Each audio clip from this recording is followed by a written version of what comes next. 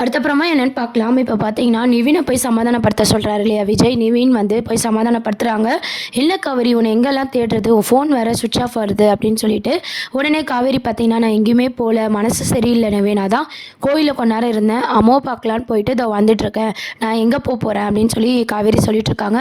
வீட்ல அம்மா தான் ரொம்ப பயந்துட்டாங்க தெரியுமா? அத்தை எவ்வளோ அழுதாங்க தெரியுமா? "முதல்ல இரு, நான் யமுனாக்கு கால் பண்ணி நீ கிடச்சிட்டேன்றத சொல்றேன்" அப்படின்னு சொல்லிட்டு நிவின் யமுனாக்கு கால் பண்ணி சொல்றாங்க. உடனே வந்து அங்கே எல்லாருமே ரொம்பவே சந்தோஷப்படுறாங்க. அப்புறம் நிவின் வந்து பார்த்திங்கன்னா, நம்ம காவேரி சமாதானப்படுத்தி வீட்டுக்கு கூட்டு போகிறாங்க. அப்போது போகிற வழியிலலாம் காவேரி வந்து ஃபீல் பண்ணிகிட்டே இருக்காங்க. அமைதியாகவே வந்துட்டுருக்காங்க. இதெல்லாம் பார்த்திங்கன்னா நிவின் ஒரு பக்கம் நோட் பண்ணிகிட்டே இருக்காரு. அதுக்கப்புறம் வீட்டுக்கு போனதும் விஜய் கிட்ட கேட்குறாங்க, "இந்த டைமில் நீ எங்கேப்பா போன?" அப்படின்னு சொல்லி தாத்தா கேட்குறாரு. "இல்லை தாத்தா, காவேரியை காணோன்னு சொல்லிட்டு நிவின் வந்தார், அதான் நான் போயிட்டு வந்தோம்" அப்படின்ற மாதிரி விஜய் சொல்கிறாங்க. "நிவினை நானும் போய் தேடிட்டு வந்தோம், ஆனால் காவேரி கிடச்சிட்டா" அப்படின்ற மாதிரி சொல்கிறாங்க. "ஏன்ப்பா நீயும் காவேரி கிட்ட கோவப்பட்ட? அவள்னா தெரிஞ்சா எல்லாம் பண்ணுறா, அவளுக்கு தான் பழசில் ஏதோ ஞாபகம் இல்லைல்ல" அப்படின்ற மாதிரி சொல்கிறாங்க. "இல்லை தாத்தா, எனக்கும் எல்லாம் புரியுது. ஆனால் நான் அம்முவை யோசிக்கிறேன். அம்மு வந்து அவள் ஏன் பாதிக்கப்படணும்? அம்மா அம்மான்னு சொல்லி ஏன் அவள் ஏமாற்றம் அடையணும்? நான் கஷ்டப்படுறது போதாது, என் பொண்ணு வேற கஷ்டப்படணுமா? அம்முக்காக தான் நான் எல்லாம் பண்ணுறேன்" அப்படின்னு சொல்லிட்டு அங்கே வந்து விஜய் போயிடுறாங்க. உடனே தாத்தா ஃபீல் பண்ணிட்டு இருக்காங்க. "இது எல்லாமே என்னால தான்" அப்படின்ற மாதிரி தாத்தா ஒரு பக்கம் ஃபீல் பண்ணிட்டு இருக்காங்க. இன்னொரு சைடு பார்த்தீங்கன்னா, நிவினும் நம்ம காவேரியும் வந்து வீட்டுக்கு போகிறாங்க இல்லையா? அப்போ வந்து பார்த்தீங்கன்னா, நம்ம சாரதாம்மா வந்து கேட்குறாங்க, "என்னடி ஆச்சு? எங்கே போன இவ்வளோ நேரம்?" அப்படின்ற மாதிரி கேட்குறாங்க. அப்போ தான் வந்து அம்முவை பார்த்த விஷயத்தையும் விஜய் வந்து காவேரி கிட்ட பேசுகிற விஷயத்தெல்லாம் காவேரி சொல்லி ஃபீல் பண்ணிட்டுருக்காங்க. அப்போ பார்த்தீங்கன்னா, நம்ம சாரதாம்மாவும் சொல்கிறாங்க, "நாங்களும் அம்முவை பார்க்க போனோம். அந்த தம்பி கோவமா தான் பேசிருச்சு எங்ககிட்டயும்" அப்படின்ற மாதிரி சொல்கிறாங்க. உடனே காவேரி கேட்குறாங்க, "நீ ஏம்மா அங்கெல்லாம் போன?" அப்படின்னு சொல்லிட்டு. "நீ எந்த அம்முக்காக போனியோ அதே அம்முக்காக தான் நாங்களும் போனோம்" அப்படின்ற மாதிரி சொல்கிறாங்க. "இல்லை, அவர் கொஞ்சம் ஓவரா தான் போறாரு. ரொம்ப தான் பேசுறாரு" அப்படின்னு சொல்லி காவேரி சொல்றாங்க. உடனே நிவின், கங்கா எல்லாரும் என்ன சொல்றாங்கன்னா, "அவர் இடத்துலேருந்து யோசி காவேரி. அவங்க குழந்தை வந்து விட்டுட்டு வந்திருக்கா. அது மட்டும் இல்லாம நீ என்ன பேசியிருக்கன்னா, அவங்க அப்பா அனுப்பி விட்ட மாரி பேசியிருக்க. எந்த அப்பா அந்த மாரிலாம் பண்ணுவாங்க? நீ யோசிச்சு பாரு" அப்படின்ற மாரி சொல்லும்போது, காவேரிக்கு பண்ண தப்பெல்லாம் வந்து நம்ம மேல தான் தப்பு அப்படின்ற மாரி புரிய வருது. கங்காவும் நிவினும் அட்வைஸ் பண்றாங்க. "நீ கோவத்துல என்ன பேசுறன்னே தெரியாம ஒருத்தவங்க மனச நீ கஷ்டப்படுத்துற காவேரி. நீ கல்யாணம் பண்ணிக்க விருப்பம் இல்லைன்னா விருப்பம் இல்லைன்னு சொல்லு. குழந்தை வந்ததுக்கும் அவங்க அப்பாவுக்கும் எந்த சம்மந்தமே இல்ல. நீ எல்லாத்தையும் சேர்த்து வச்சு பார்க்காத" அப்படின்ற மாரி சொல்றாங்க.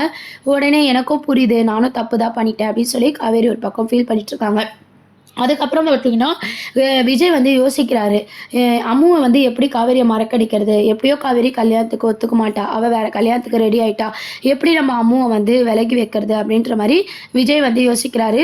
"ஸ்கூல சேஞ்ச் பண்ணிடலாம் ஃபர்ஸ்ட்டு" அப்படின்ற மாரி விஜயோட யோசனை இருக்கு. அப்ப தாத்தா கிட்டயும் இந்த விஷயத்த வந்து விஜய் வந்து ஷேர் பண்றாரு.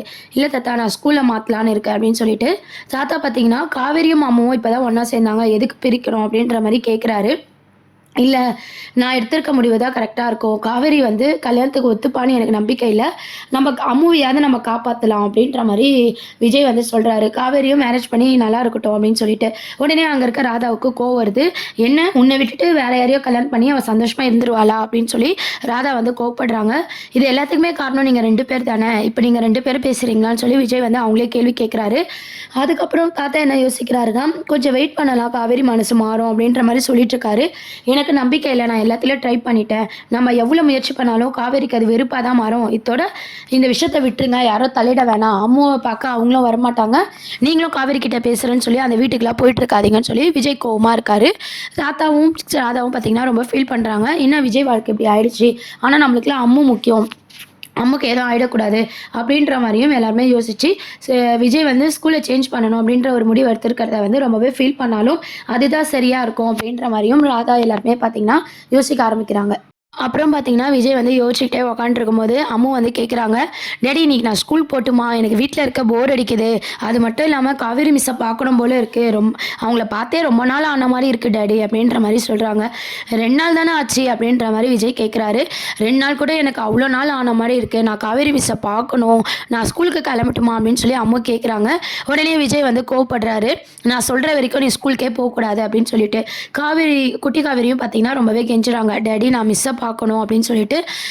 உடனே வந்து கோவப்படுறாரு விஜய். உடனே தாத்தா வந்து, "குழந்தைகிட்ட பொறுமையா பேசுப்பா. அவளுக்கு என்ன தெரியும்?" அப்படின்ற மாரி விஜய்க்கு அட்வைஸ் பண்ணிட்டு இருக்கும்போது, விஜய் என்ன சொல்றாருன்னா, இவ்வளவும் நான் வந்து அம்முக்காக மட்டும்தான் தாத்தா பண்ணுறேன். பார்த்தீங்களா நான் சொல்ல சொல்ல அவள் எப்படி பேசுகிறான்ட்டு. அவளுக்கு காவேரியை அந்த அளவுக்கு பிடிச்சிருக்கு. இப்படியே நம்ம விட்டோம்னா அது பெரிய பிரச்சனையில் ஆகிட்டுன்னு போய்விடும். அம்முக்கு தான் பிரச்சனை ஆகிடும். காவேரியும் வேறு கல்யாணத்துக்கு ரெடி ஆகிட்டா. ஸோ அம்மு வந்து அந்த ஸ்கூலுக்கு அனுப்புறது சரி வராது அப்படின்னு சொல்லிட்டு அம்முக்கிட்டே பார்த்தீங்கன்னா கோவப்படுறாரு. நான் சொல்கிற வரைக்கும் நீ ஸ்கூல் பக்கமே போகக்கூடாது அப்படின்னு சொல்லிட்டு இந்த ஸ்கூல்லேருந்து டிசி வாங்கி வேறு ஸ்கூலில் சேர்த்து விடணும் அப்படின்ற மாதிரி பேசிகிட்டு இருக்காரு விஜய். இந்த விஷயம்லாம் நம்ம அம்முக்கு தெரியுது. அதுக்கப்புறம் பார்த்தீங்கன்னா இந்த முடிவெல்லாம் எடுத்துகிட்டு ரூமுக்கு போகிறாரு விஜய். ரூமுக்கு போனதும் பார்த்தீங்கன்னா அங்கே இருக்க கபோர்டெல்லாம் வந்து திறந்து பார்க்குறாரு. திறந்த உடனே நம்ம காவேரி விஜயோட மேரேஜ் ஃபோட்டோ வந்து கீழே விழுது. அதை எடுத்து பார்த்து விஜய் வந்து ஃபீல் பண்ணிகிட்ருக்காரு. எப்படிலாம் நம்ம சந்தோஷமாக வாழ்ந்தோம், எதுவுமே உனக்கு ஞாபகம் இல்லையா, எப்படி நீ என்னையும் என் குழந்தைய பிரிஞ்சு இருக்க, அது நம்ம குழந்தை அப்படின்னு சொல்லிட்டு விஜய் வந்து காவேரியை நினச்சி ஃபீல் பண்ணிக்கிட்டே அழுதுகிட்டு அந்த ஃபோட்டோ வாங்க வச்சுட்டு போயிடுறாங்க. இதெல்லாம் விஜய் ஃபீல் பண்ண விஷயமும் விஜய் அழுத விஷயமும் குட்டி காவேரி வந்து அம்முக்குட்டி வந்து பார்த்திங்கன்னா ஒளிஞ்சிருந்து பார்க்குறாங்க. அப்பா வந்து எதையோ ஒன்று நம்மக்கிட்ட மறைக்கிறாரு, நம்ம இது என்னன்னு தெரிஞ்சுக்கணும் அப்படின்னு சொல்லிட்டு குட்டி அம்மா யோசிக்கிறாங்க. விஜய் வந்து அந்த ஃபோட்டோ ஃபீல் பண்ணி வச்சுட்டு குளிக்க போகிறாரு. குளிச்சுட்டு வரும்போது பார்த்தீங்கன்னா அம்மு வந்து அந்த ஃபோட்டோவை எடுக்க ட்ரை பண்ணிட்டு இருக்காங்க. அதை விஜய் பார்த்துடுறாரு. பார்த்துட்டு அம்மு இங்கே என்ன பண்ணுற அப்படின்ற மாதிரி கேட்குறாங்க. உடனே இல்லை டேடி நீங்கள் ஏதோ பார்த்துட்டு இருந்தீங்க, அது என்னன்னு பார்க்க தான் அப்படின்ற மாதிரி அவங்க வந்து சொல்லிட்டு இருக்காங்க. இதெல்லாம் நீ பார்க்கக்கூடாது, நீ போ அப்படின்ற மாதிரி அம்முவை திட்டி அனுப்புகிறாரு. அப்புறம் கபோர்டை மூடும் போது பார்த்தீங்கன்னா அங்கே டைரியை காணும் அப்படின்ற ஒரு விஷயம் வந்து விஜய்க்கு வந்து தெரிய வரப்போகுது. அம்முக்கும் இப்போ ஒரு சந்தேகம் வந்திருக்கு, நம்ம அப்பா எதுக்கோ ஃபீல் பண்ணிட்டு இருக்காரு அப்படின்னு சொல்லிட்டு. ஆனால் குழந்தை பார்க்குறதுக்குள்ளே பார்த்தீங்கன்னா விஜய் வந்து வந்துடுறாரு. அந்த கபோர்டை எடுத்து வைக்கும் போது பார்த்தீங்கன்னா அந்த ஃபோட்டோஸ்லாம் வந்து சரியாக எடுத்து வைக்கும் போது டைரி இல்லை அப்படின்ற விஷயமும் விஜய்க்கு தெரிய போகுது. நம்ம அம்முவை கூப்பிட்டு கேட்குறாரு, என்ன இங்கே எந்த டைரியை காணும் அப்படின்னு சொல்லிட்டு. அம்மு பார்த்தீங்கன்னா நான் எடுக்கவே இல்லை டேடி அப்படின்ற மாதிரி சொல்கிறாங்க. நம்மளை தவிர இந்த ரூமுக்கு யார் வருவா அப்படின்ற மாதிரி விஜய் யோசிக்கிறாரு. உங்கள் மிஸ் எதனா இந்த கபோர்டை திறந்தாங்களா அம்மு அப்படின்ற மாதிரி கேட்கும்போது அம்முவும் பார்த்தீங்கன்னா அன்றைக்கி ஒரு நாள் நான் வந்து கலர் பண்ணுறதுக்காக கேட்டேன், அப்போ அவங்க அந்த கபோர்டை திறந்தாங்க அப்படின்ற மாதிரி அம்மு சொல்கிறாங்க. அப்போ காவேரி தான் அந்த டைரி எடுத்துருக்கணும் அப்படின்னு சொல்லி விஜய் வந்து யோசிக்கிறாரு. உடனே காவேரி அந்த டைரியை ஃபுல்லாக படிக்கிறதுக்குள்ளே அந்த டைரியை நம்ம வாங்கிட்டு வந்துடணும் அப்படின்ற மாதிரி அவசர அவசரமாக கிளம்புறாரு. அப்புறம் அம்மு வந்து எங்கே போகிறீங்க டேடி அப்படின்னு கேட்கும்போது தான் வந்துடுறேன் அப்படின்னு சொல்லிட்டு காவேரி வீட்டுக்கு போகிறாங்க. காவேரி வீட்டுக்கு விஜய் போனதும் வந்து பார்த்திங்கன்னா எல்லாருமே என்ன தம்பி திடீர்னு வந்திருக்காரு அப்படின்னு சொல்லி ஷாக்காக பார்க்குறாங்க. காவேரியுமே பார்த்தீங்கன்னா என்ன அவ்வளோ பேச்சு பேசிட்டு என் வீட்டுக்கு வந்திருக்கீங்க அப்படின்னு சொல்லி காவேரியும் கேட்குறாங்க. உடனே காவேரி கிட்ட விஜய் கேட்குறாரு, எங்கள் வீட்டிலேருந்து என் ரூம்லேருந்து நீங்கள் டைரி எடுத்தீங்களா அப்படின்னு சொல்லிட்டு. உடனே காவேரி ஒத்துக்கிறாங்க, ஆமாம் எடுத்தேன் அப்படின்னு சொல்லிட்டு.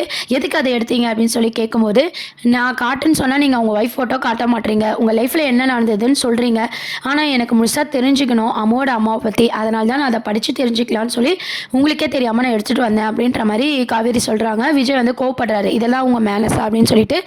ஏன்னா அந்த டைரியை படித்தா காவேரிக்கு படித்த ஞாபகம் வந்தால் காவேரி உயிர்க்கே ஆபத்து வரும்ன்றதுக்காக காவேரி அதை படிக்கக்கூடாதுன்னு சொல்லி விஜய் கோவப்படுற மாதிரி கோவப்பட்டு அந்த டைரியை வாங்கிட்டு போகிறாங்க.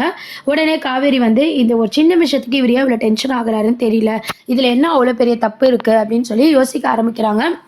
இந்த மாதிரியான ஒரு ட்ராக்கை தான் கொண்டு வராங்க. அப்புறம் ஸ்கூல்லேருந்து டிசி வாங்க போகிற விஷயம் வந்து காவேரிக்கு தெரிஞ்சு காவேரி வந்து அம்முவை நம்ம அம்மு இல்லாமல் எப்படி இருக்க போகிறோம், அம்முவை நம்ம ரொம்ப மிஸ் பண்ணுவோமே அப்படின்ற மாதிரி யோசிச்சு அடுத்து பார்த்திங்கன்னா மேரேஜுக்கு ஒத்துப்பாங்களா அப்படின்றதெல்லாம் வெயிட் பண்ணி பார்க்க வேண்டியது இருக்குது. இதெல்லாம் தான் அடுத்த ப்ரோமோவாக இருக்குது. இதை பற்றி உங்கள் கருத்துக்களை கமெண்ட் செக்ஷன் சொல்லி சேனலை சப்ஸ்கிரைப் பண்ணுங்கள். தேங்க்யூ.